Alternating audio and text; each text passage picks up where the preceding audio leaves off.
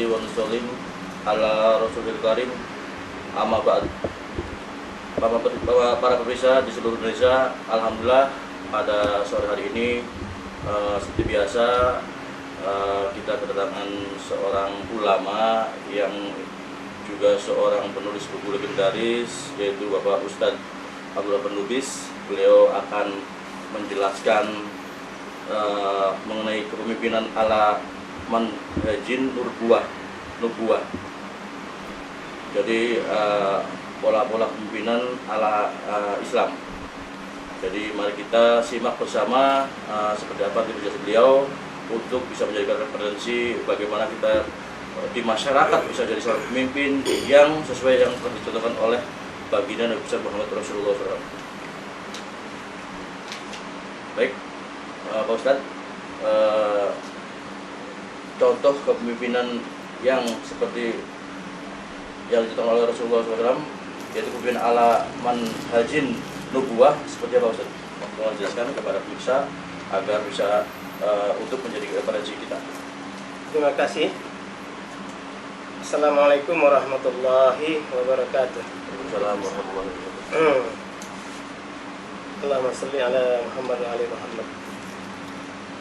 Hadirin yang mulia, sebenarnya kalau kita membaca referensi yang ada, yaitu Al-Quran, hadis-hadis Nabi, kitab-kitab yang maktabar, semua sudah dijelaskan.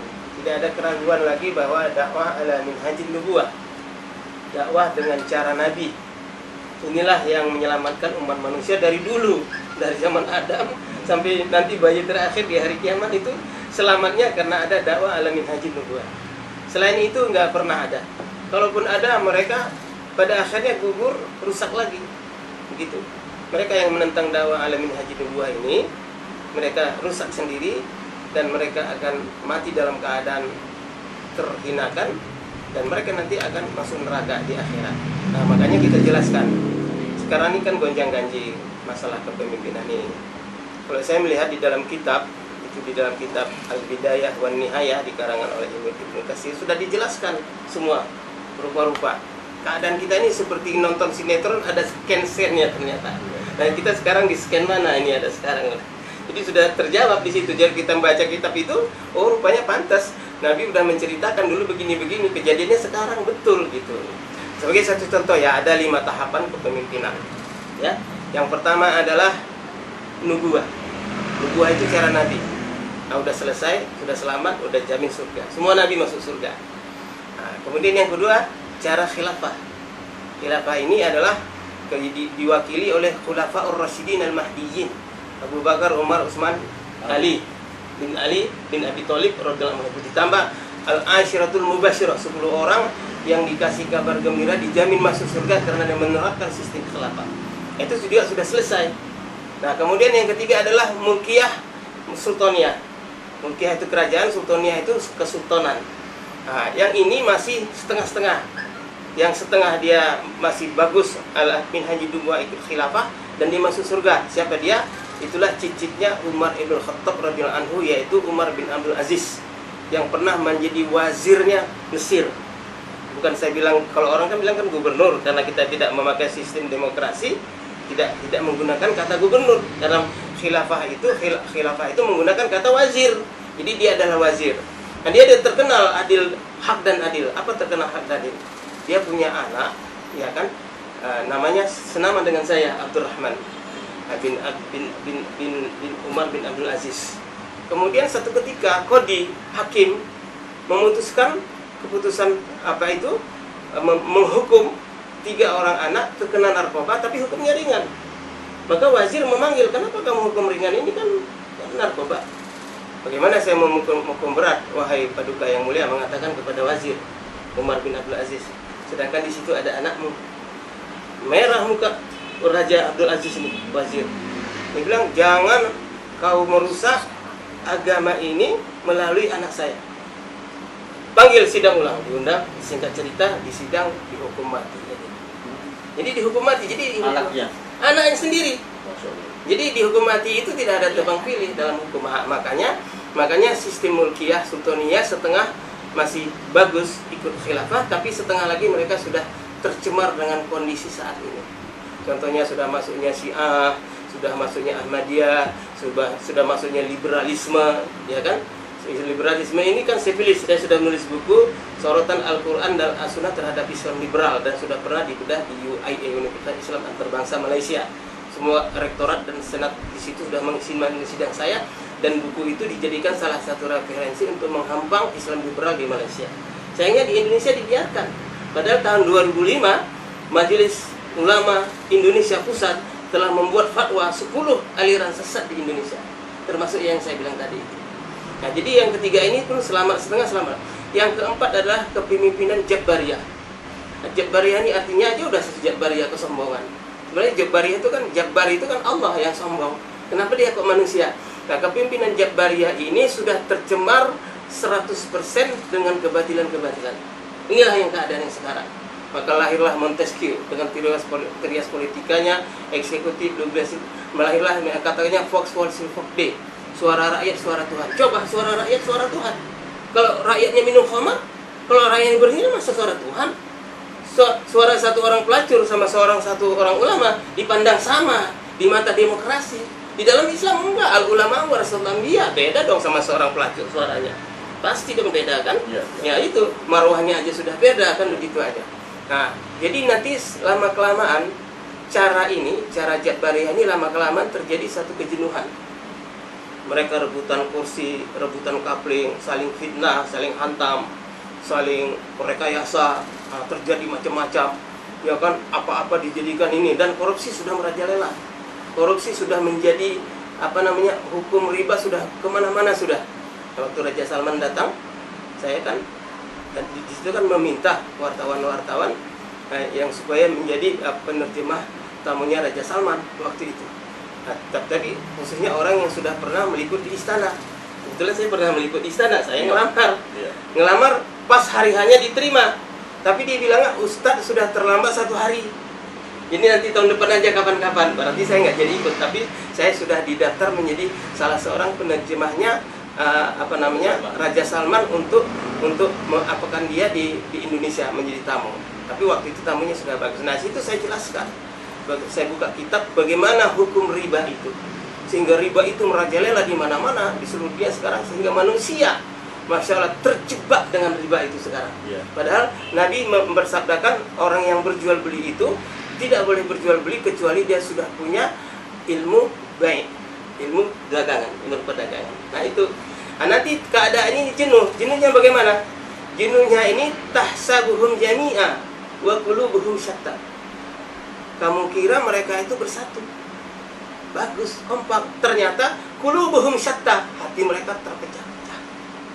Satu saling menyaingi, satu saling makan. Seperti harimau, seperti hukum rimba. Jadi kalau harimau itu, hukum rimba itu memakan, memangsa siapa yang dikehendakinya aja. Nggak peduli dia itu adil atau enggak. Pengadilan ada, tapi keadilan belum tentu ada. Hakim ada, tetapi yang maha hakim belum tentu ada. Itu yang terjadi sekarang. Ya kan? Jadi keadaan ini kita tidak menyalahkan. Kita hanya menyampaikan ilmunya. Ya kan? Setiap ulama yang mau kembali sadar kepada alamin hajin nubuah, pasti Allah akan bantu mereka.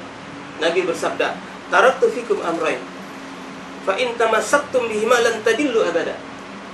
Aku tinggalkan 2 harta warisan besar, kata Nabi.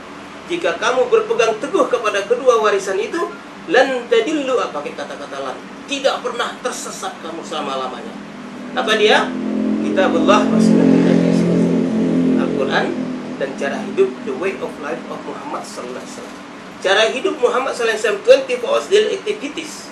Arba'ata sa'ah, setiap hari 24 jam kita tiru cara hidup Rasulullah. Itulah cara yang menyelamatkan. Bapak pakai peci, Bapak pakai ini cara yang menyelamatkan. Karena cara di luar cara itu tidak ada jaminan siapa yang kasih pahala. Karena amalan orang Islam, amalan Nabi itu berdampak kepada akhirat. Mantulnya ke sana. Karena kehidupan akhirat kita ini kan selama-lamanya, sedang dunia sementara.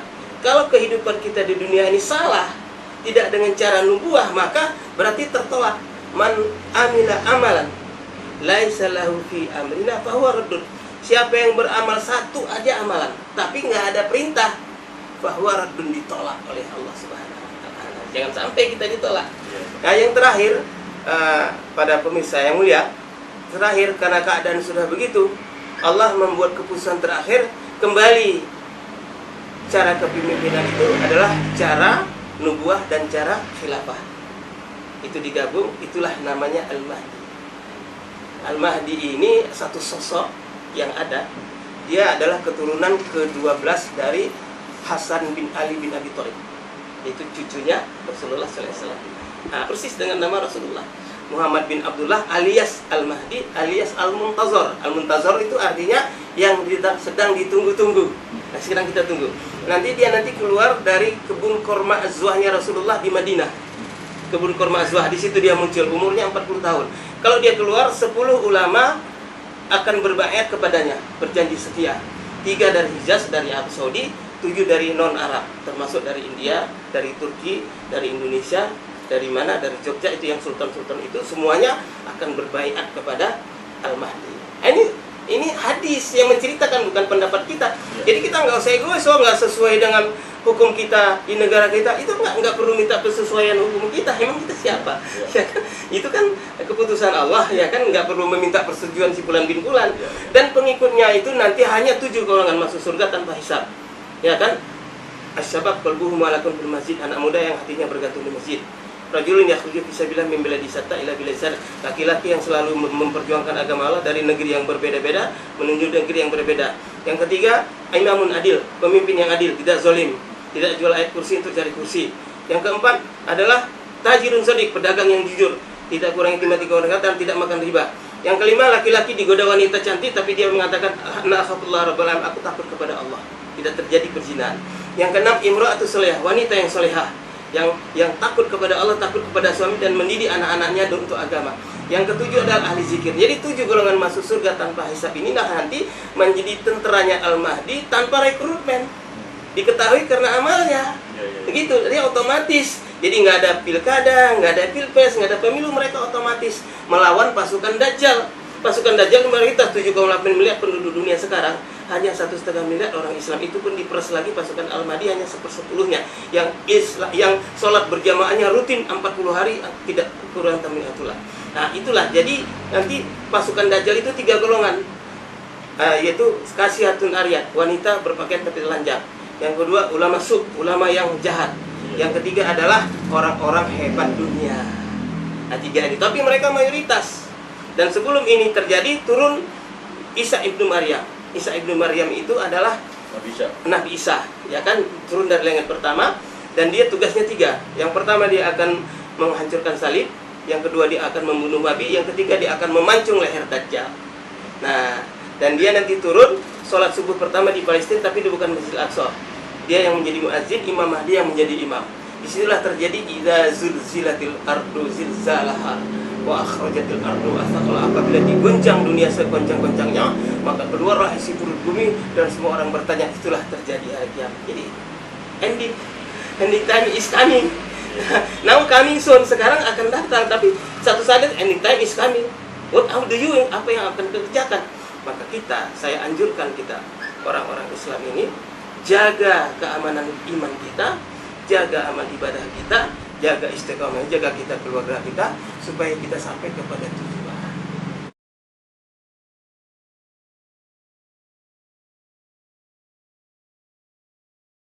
Sekarang berdoa kepada Allah, semoga Allah SWT berikan pada kita yang depannya. Amin. A'udzubillahi minasyaitonirrajim. Bismillahirrahmanirrahim. Alhamdulillahirabbil alamin. Wassalatu wassalamu ala asyrafil anbiya'i wal mursalin wa ala alihi wa sahbihi ajma'in. Allahumma innaka 'afuwwun karim, tuhibbul 'afwa fa'fu 'anna ya karim. Allahumma inna na'udzubika min adzabi jahannam wa min adzabil qabri wa min fitnatil mahya wal mamat wa min fitnatil masiihid dajjal. Allahumma ighfir lana wa liwalidayna warhamhuma kama rabbayana shighara wa lisairil muslimina wal muslimat wal mu'minina wal mu'minat al ahya'i minhum wal amwat ya qadiyal hajat birahmatika ya arhamar rahimin. Allahumma ighfir lahum warhamhum wa'fi wa'fu ahlum wa'fi nuzulahum wasi' madkhalahum waghsilhum bil ma'i was salji wal bardi ونقهم من الخطايا كما ينقى الصوب الأبيض من الدنس أبدلهم دارا خيرا من دارهم وأهلا خيرا من أهلهم وقهم عذاب القبر وعذاب النار. اللهم اهدنا الصراط المستقيم صراط الذين أنعمت عليهم من النبيين والصديقين والشهداء والصالحين حسن أولئك رفيقا. ربنا آتنا في الدنيا حسنة وفي الآخرة حسنة وقنا عذاب النار. وصلى الله على خير خلقه نبي الأمي محمد وأصحابه أجمعين. سبحان ربك رب العزة عما يصفون وسلام على المرسلين والحمد لله رب العالمين.